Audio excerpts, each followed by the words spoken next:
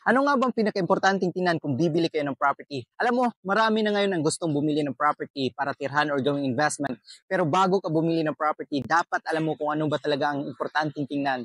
Well, kung plano mong bumili ng bahay, condo, or even lupa man yan, pinaka-importante talagang i-consider mo is yung location ng property because location is everything, guys. At kung ako naman ang bibili ng property, this is something na I really don't want to compromise.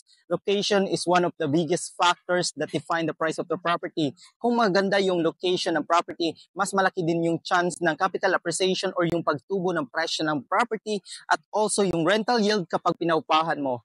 And to give you an idea where you can invest here in Cebu province that will offer you a promising return is first yung Lapu-Lapu City. So this city is not only known for historical stuff but also one of the best tourist spots of the province. It's another hotspot, guys, for property investment. Dito din located yung Mactan International Airport.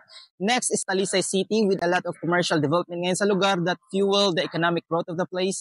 This city would be looking forward also to high-rise developments in the future. And of course, the Queen of South, Cebu City, still the best place in the province, showing no signs of slowing down. So guys, kung gusto mong mag-invest ng property dito sa Cebu, pero until now ay wala ka pa rin nakikitang lugar, we can help you find the perfect place for you. All you need to do is to shoot us a message.